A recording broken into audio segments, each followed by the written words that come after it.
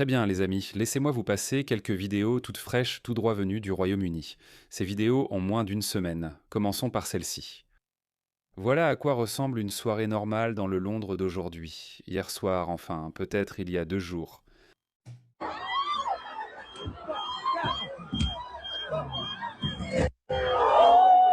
Je ne vois aucun Britannique de souche ici.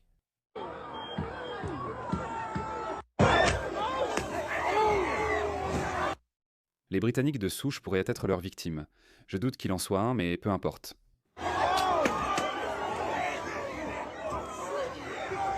Un comportement très britannique.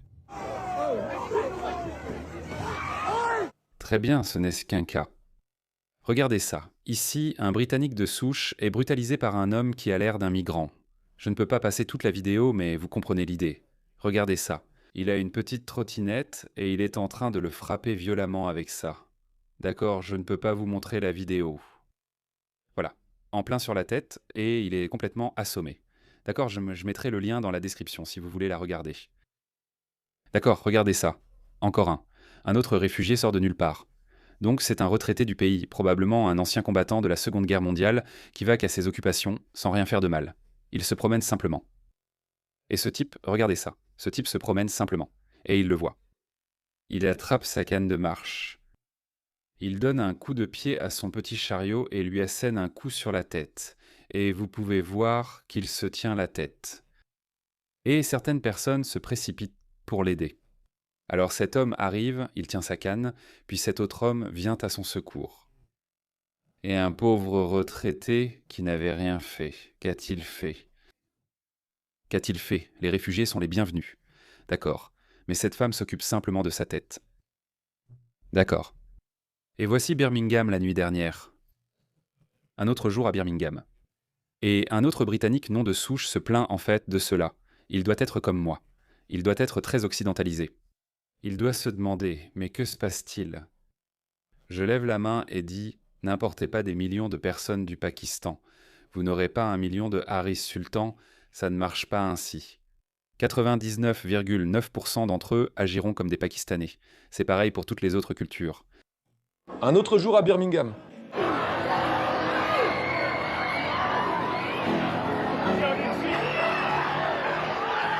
Regarde tous ces Britanniques de souche qui sèment le chaos. Seule une personne paraît blanche, je ne sais pas si c'est lié. La police est là, mais on dirait qu'il s'enfuit.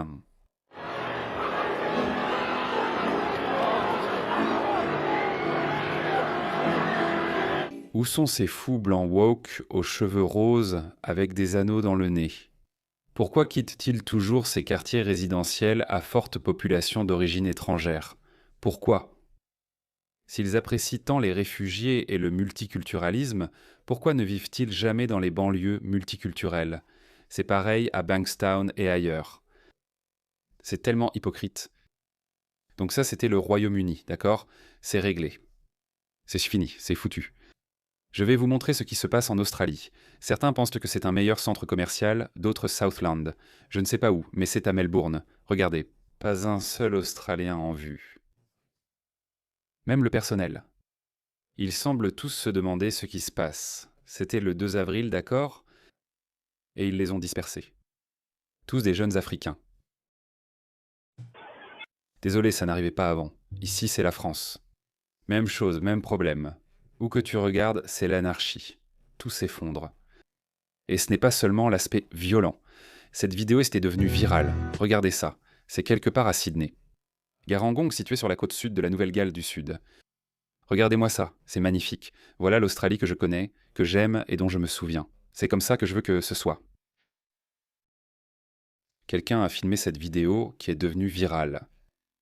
Elle est devenue virale. Que s'est-il passé le lendemain? Qu'est-ce qui s'est passé le lendemain?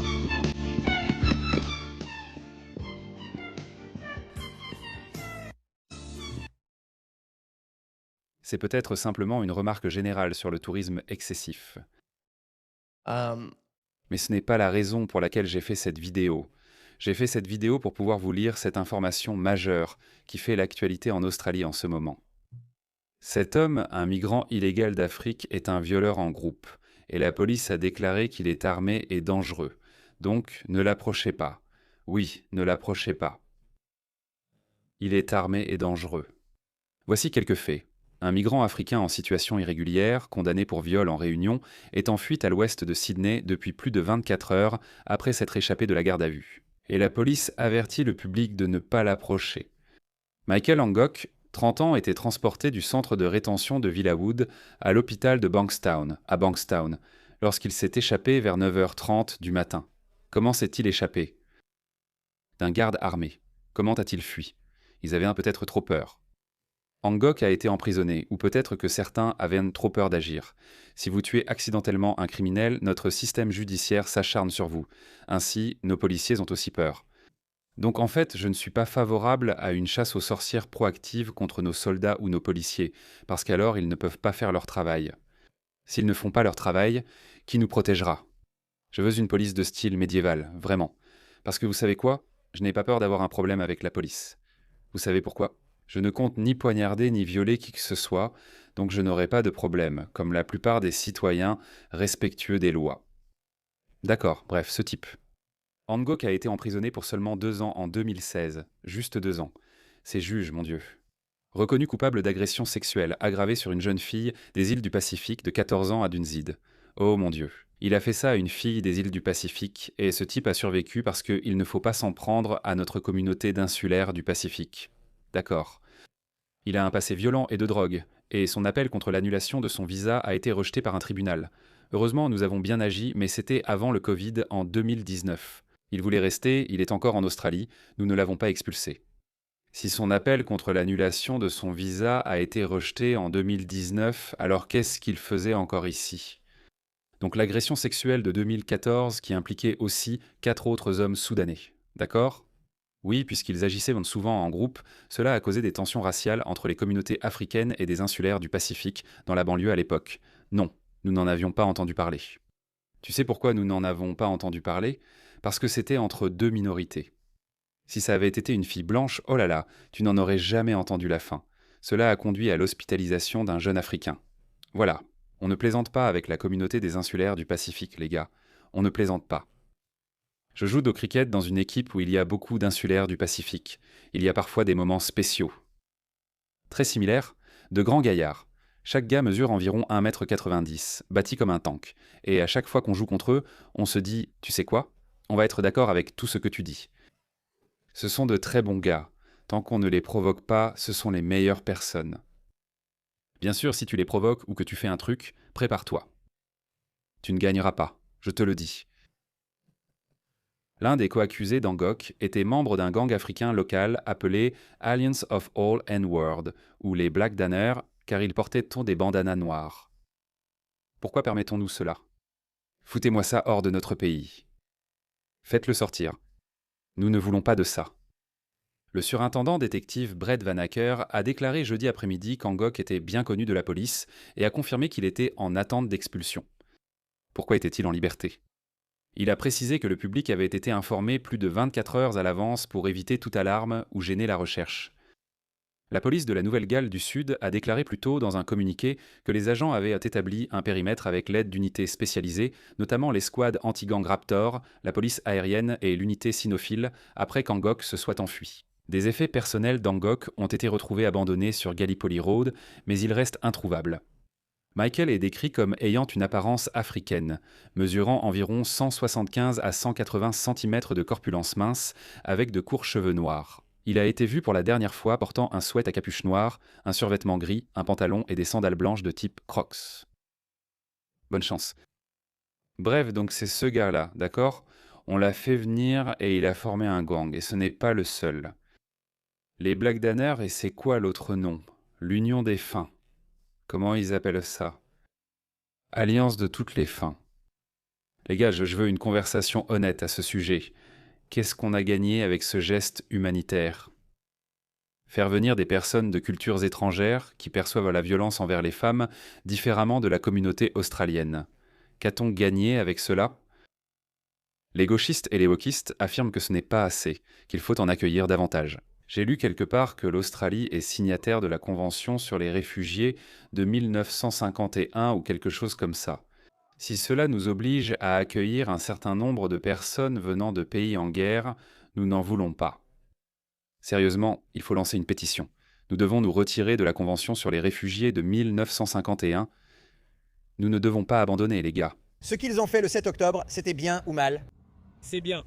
C'est bien, ils ont tué des civils innocents, violé des femmes. Ils se battent pour leurs droits. Le viol, c'est se battre pour sa terre. Tu peux te battre pour tout ce que tu dois défendre. Si tu te bats pour ta terre, tu dois te battre pour elle. Depuis combien de temps es-tu en Australie? Je ne sais pas. Tu veux dire, ça fait plusieurs années que tu es ici? Non, je ne sais pas. C'est très préoccupant que tu sois venu en Australie et que nous t'ayons accueilli. Non, non, non. Non, et tu penses au viol, mon frère. Tu penses que le viol est une forme de résistance. Tu penses que c'est acceptable de violer. Tu penses que c'est acceptable de violer des femmes? Tu es malade, tu es malade. Voilà ce que nous avons importé. Voilà la haine que nous avons importée. Non, l'Australie est pour les Australiens et pour ceux qui croient en la liberté et la démocratie, pas pour ce clown. Ce sont littéralement des paradis sur Terre. Je dis ça en tant que quelqu'un qui a grandi au Pakistan. D'accord? Le Pakistan est un trou du tiers-monde. Je n'ai rien contre le Pakistan. D'accord? Le Pakistan pourrait être un pays formidable si ses valeurs fondamentales changeaient entre. D'accord? Mais ils ne le feront pas. Ce pays musulman veut vivre comme avant. Bonne chance à vous, d'accord? Mais nous n'avons pas à importer cela, et ce n'est pas seulement le Pakistan, c'est toutes les autres cultures, bonnes ou mauvaises. Quand vous faites venir des gens, ils n'apportent pas seulement leur bon côté, ils apportent aussi leur mauvais côté. Mais quand vous avez une politique d'immigration pour travailleurs qualifiés, très rigoureuse, comme c'était le cas il y a 20 ans si nous voulons 100 médecins, nous allons interviewer 100 médecins du monde entier parce que l'Australie est une destination de choix. Même un médecin polonais voudrait venir en Australie. Alors, pourquoi ne pas les faire venir s'ils sont disponibles? Je comprends que parfois ils ne le sont pas. L'Inde est un grand exportateur de capital humain, médecins, ingénieurs, peu importe. D'accord, peut-être qu'on peut les faire venir, mais nous ne sommes pas obligés de leur donner la citoyenneté australienne, les gars. Nous n'avons pas d'Australiens. Je crois que ma plus grande réussite, c'est d'être devenu citoyen australien. C'est le privilège ultime de ma vie d'avoir réussi à accomplir cela. D'accord, je ne prends pas ça à la légère, pas un seul jour. Je suis tellement fier du fait que je peux me considérer comme australien. Je possède un passeport australien et peux voyager partout sans restriction. C'est un grand privilège. Et j'ai dû le mériter. Et chaque jour, je dois me le justifier à moi-même. Et je ne suis pas parfait non plus. Tu sais, j'ai eu quelques amendes de circulation et des suspensions de permis à l'époque, quand même. D'accord, je suis une bonne personne maintenant. Mais c'est un privilège énorme. Pourquoi l'édulcore-t-on? Pourquoi accorde-t-on la citoyenneté australienne aussi facilement? Allez. Je viens de te montrer ce qui arrive aux pays qui ne sont pas fiers de leur identité nationale, c'est-à-dire le Royaume-Uni.